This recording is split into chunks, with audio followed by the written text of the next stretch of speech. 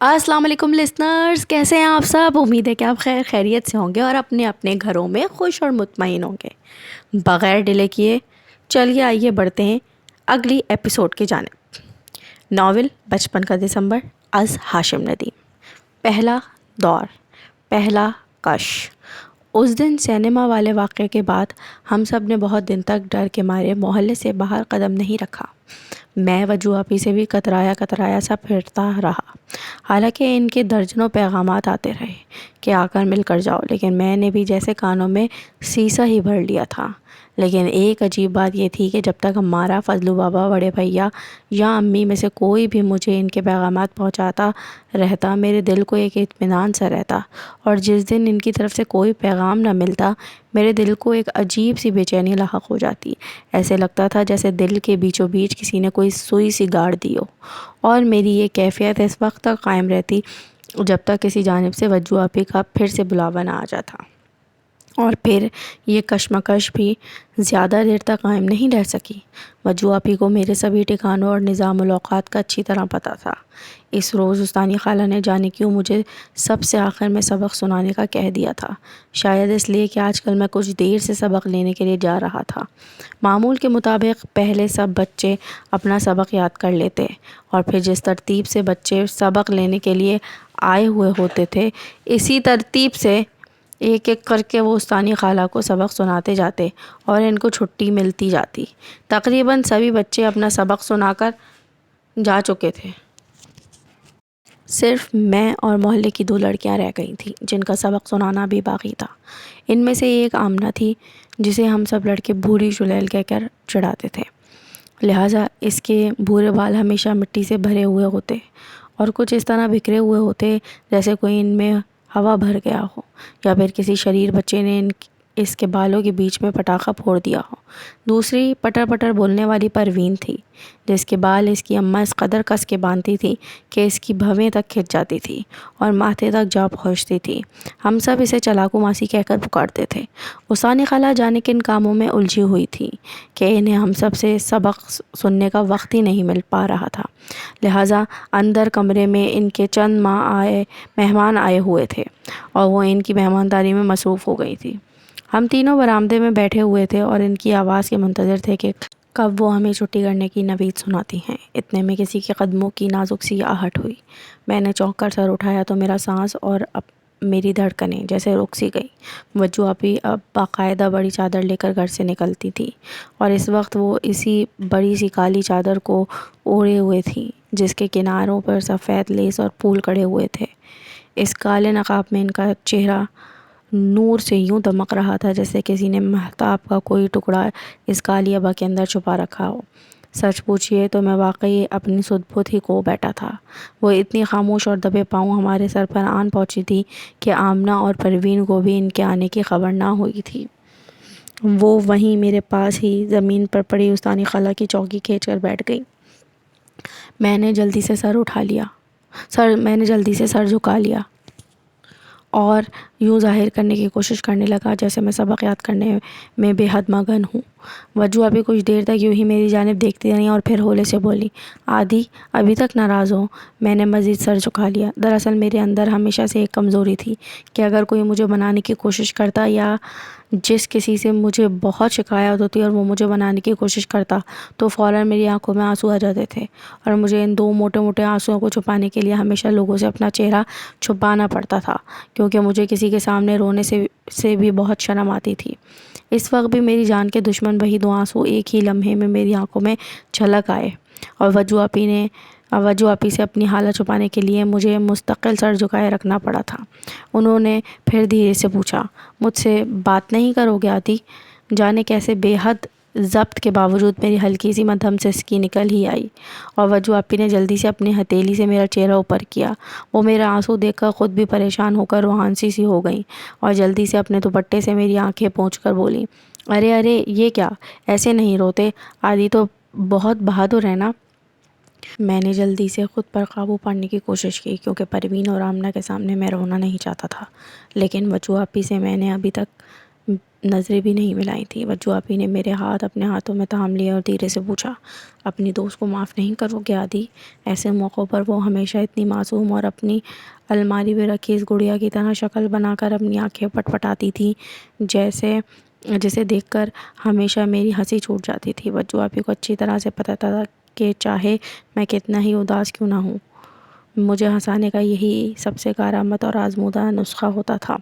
سو اس وقت بھی یہی ہوا اور وہ اپنے حربے میں کامیاب رہی۔ میں بھیگی پلکوں کے ساتھ ہی ہنس پڑا اور وجو آپی کے چہرے پر چھایا غبار بھی چھٹ گیا۔ وہ بھی ہنس دیں۔ وہ جب بھی ہنستی تھیں مجھے لگتا تھا جیسے سارا جہان ہنس پڑا ہو۔ یہ ہوئی نا بات، دیکھو میرے پاس کیا ہے اپنے عادی کے لیے۔ انہوں نے اپنے پرس میں سے ایک چھوٹا سا کارڈ نکالا جو انہوں نے خود اپنے ہاتھوں سے بنا کر اس میں رنگ بھرے تھے۔ میں نے خوشی اور حیرت سے شکریہ کہ اس کارڈ کو الٹ پلٹ کر چاروں جانب سے دیکھا۔ وجو آپی کے ہاتھوں میں اب ایک اور کارڈ بھی نظر آ رہا تھا۔ انہوں نے کارڈ میری نظروں کے سامنے لہرایا۔ یہ وہی کارڈ تھا جو میں ان کے نتیجے والے دن ان کے لیے بنا کر لے گیا تھا، لیکن پھر ان کی بے توجہی کے باعث غصے میں وہیں پہ آیا تھا۔ میں اپنا کارڈ ان کے ہاتھوں میں دیکھ کر اپنی ساری ناراضگی اور شکایت بھول کر حیرت سے چلایا، ارے یہ آپ کو کہاں سے ملا؟ وجو آپی مسکرائیں، وہیں سے جہاں تم اسے پھینک آئے تھے۔ وجو آپی نے مجھے بتایا کہ اس شام جب میں ناراض ہو کر ان کے گھر سے نکل آیا تھا تب کچھ ہی دیر بعد انہیں وہاں پر میری غیر موجودگی کا احساس ہوا۔ انہوں نے میری امی سے بھی میرے بارے میں پوچھا اور فضلو بابا کو بھی میرے پیچھے دوڑایا تھا، لیکن کیونکہ وہ جانتی تھی کہ میں خاص انہی کی خاطر اس شام امی کے ساتھ انہیں مبارکباد دینے کے لیے وہاں آیا تھا، لیکن سبھی میری تلاش میں ناکام ہو گئے۔ تبھی ان کی نظر اس کرسی کے نیچے پڑی جہاں میں پہلے بیٹھا ہوا تھا۔ وہاں پر انہیں یہ مڑا توڑا سا کارڈ پڑا دکھائی دیا۔ وجو آپی نے آگے بڑھ کر یہ کارڈ اٹھا لیا اور بقول ان کے اس شام انہیں ملنے والا یہ سب سے پیارا کارڈ اور سب سے پیارا تحفہ تھا۔ وہ تبھی سمجھ گئی تھی کہ میں ان سے ناراض ہو کر گھر سے نکل گیا ہوں، پر وہ بیچاری بھی کیا کرتی، اتنے بہت سے مہمان جو گھر میں جمع تھے اور پھر ان سب کی خاطرداری اور ہزار دوسرے کام جو ان کی جان کو آئے ہوئے تھے، اسی وجہ سے وہ نہ ہی میرے پاس بیٹھ سکی اور نہ ہی انہیں اتنا موقع ملا کہ وہ خود مجھے ہی اپنے پاس بلا لیتی۔ وجو آپی نے اتنی تفصیل سے اور اتنی اچھی طرح مجھے اپنی اس شام کی مجبوری بتائی کہ خود مجھے اپنے آپ پر غصہ آنے لگا کہ میں نے کارڈ وہاں پھینک کر ان کا کتنا دل دکھایا ہے، اور وجو آپی کا دل کتنا بڑا ہے کہ اس کے باوجود خود مجھے منانے چلی آئیں۔ وجو آپی تو تھیں ہی ایسی، وہ کسی کو خود سے ناراض ہوتا نہیں دیکھ سکتی تھی، چاہے غلطی خود دوسرے کی ہی کیوں نہ ہو۔ وہ خود چل کر اسے منانے اس کے پاس پہنچ جاتی اور پھر اسے منا کر ہی دم لیتی۔ ان کے دل اور روح کی یہی پاکیزگی تو تھی جو ان کے چہرے اور آنکھوں سے نور بن کر ٹپکتی تھی۔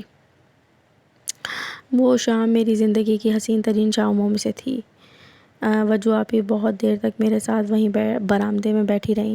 پروین اور آمنہ کو انہوں نے سبق سن کر چھٹی دے دی تھی۔ وہ ثانی خالہ کے ساتھ مہمانداری میں ہی بھی ہاتھ بٹاتی رہیں اور خود میرے ساتھ بیٹھ کر انہوں نے چائے بھی پی۔ راجا کو میں نے دوسرے روز یہ سارا ماجرا بتایا تو اس نے اپنا سر پیٹ لیا۔ تبھی میں کہوں یہ اپنے عادی پیارے کا چہرہ اتنا روشن اور کھلا کھلا سا کیوں ہے؟ چلو یار، ہم تو یاروں کی خوشی میں خوش رہنے والے ہیں، جاؤ تمہیں معاف کیا۔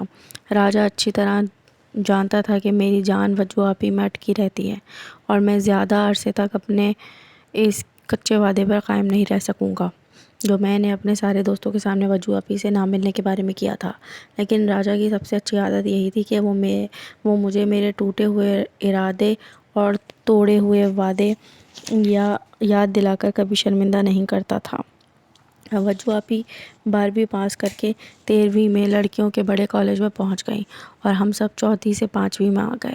وجو آپی کو اب سکینہ خالہ نے باقاعدہ ایک کالے رنگ کا برقع سلا کر دے دیا تھا جسے اوڑھ کر وہ بڑے کالج جایا کرتی تھی۔ فضلو بابا اب مزید جھک کر چلنے لگے تھے، لیکن اپنی وجو بی کی خدمت میں وہ اب بھی اسی پرانی پھرتی سے کام لیتے تھے۔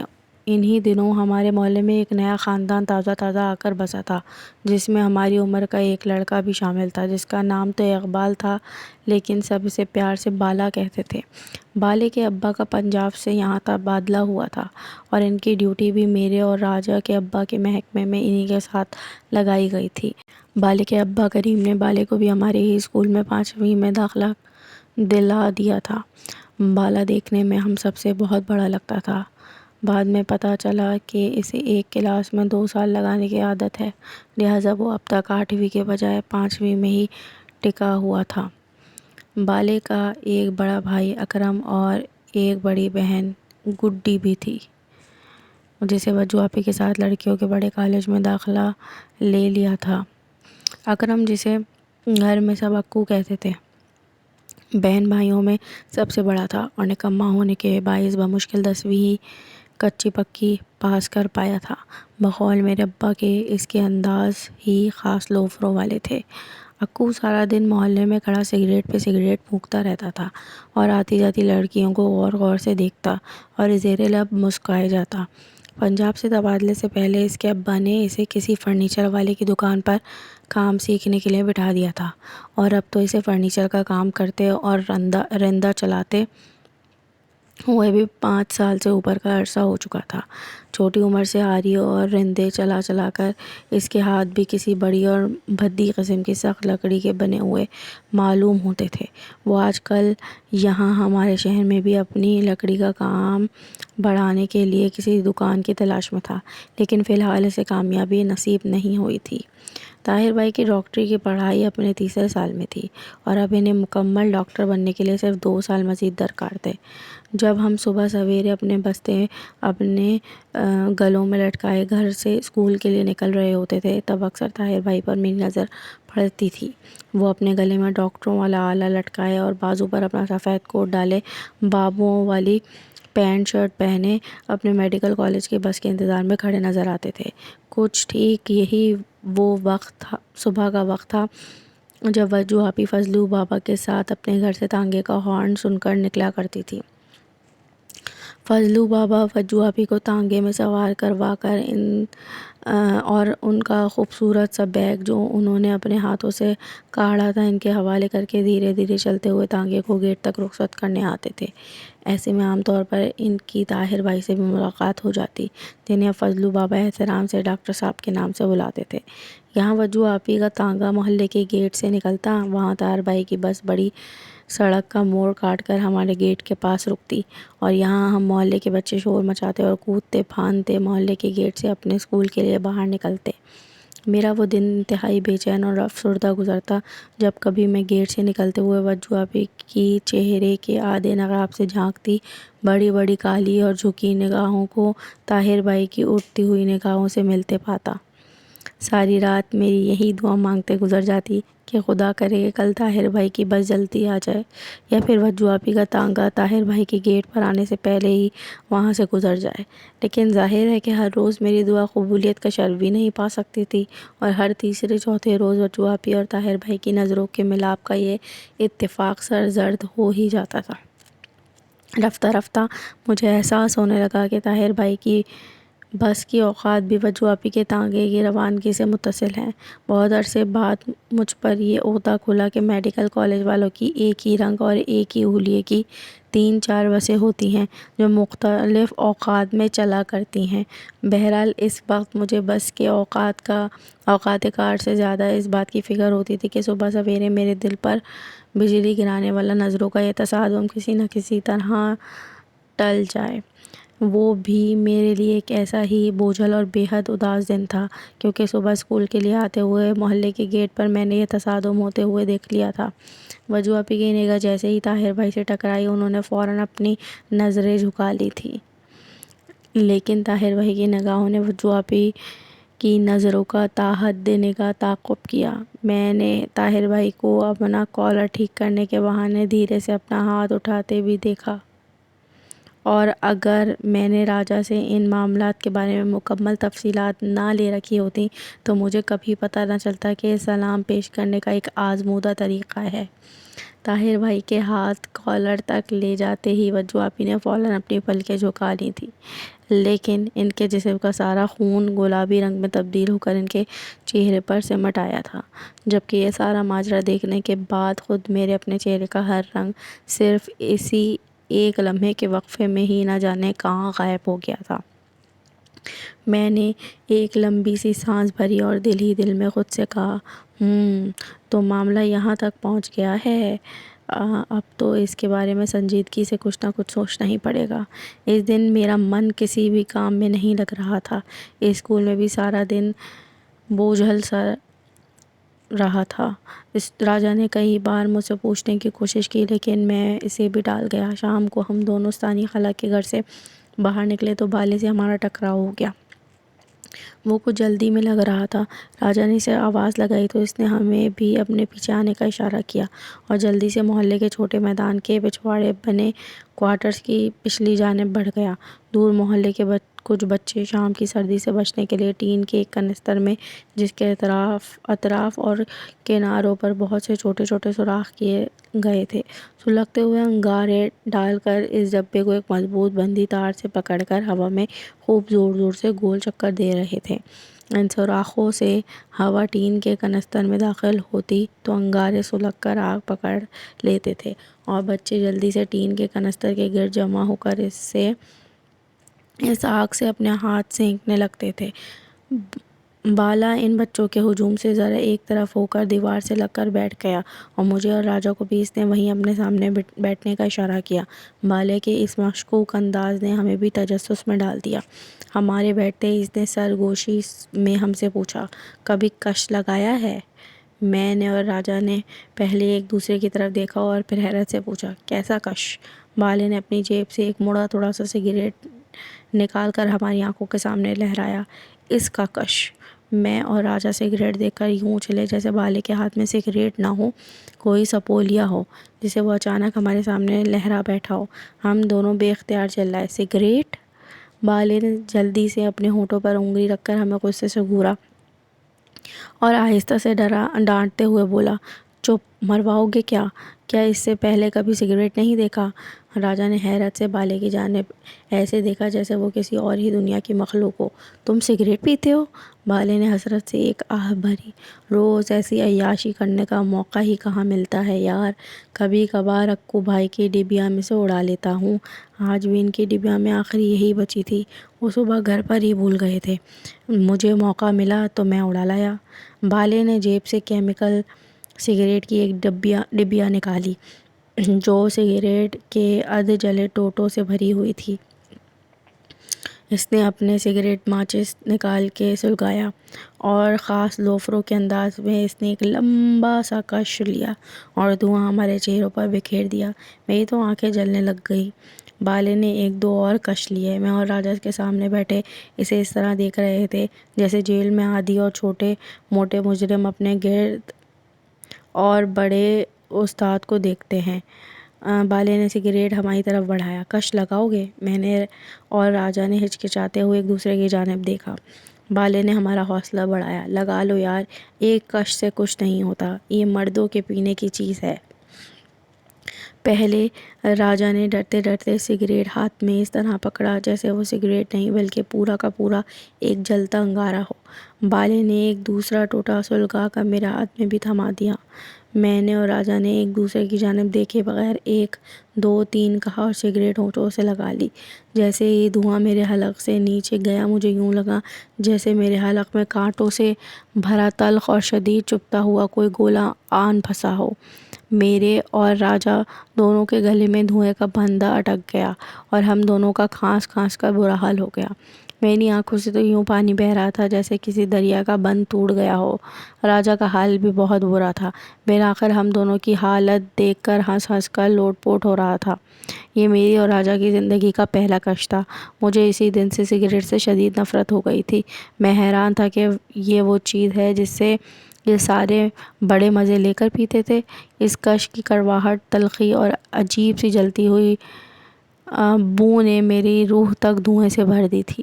لیکن راجا پر اس کش کا الٹا اثر ہوا۔ اس نے شاید اپنے حلق سے اترتے اور خون میں شامل ہوتے نکوٹین کے نشے اور اس مزے کو محسوس کر لیا تھا جس کا ہر سگریٹ پینے والا دیوانہ ہوتا ہے۔ سگریٹ کچھ سالوں میں ہی راجا کی انگلیوں کا مستقل حصہ بن گیا، جس کے بغیر کبھی کبھی راجا کی اپنی شخصیت ادھوری لگنے لگی تھی۔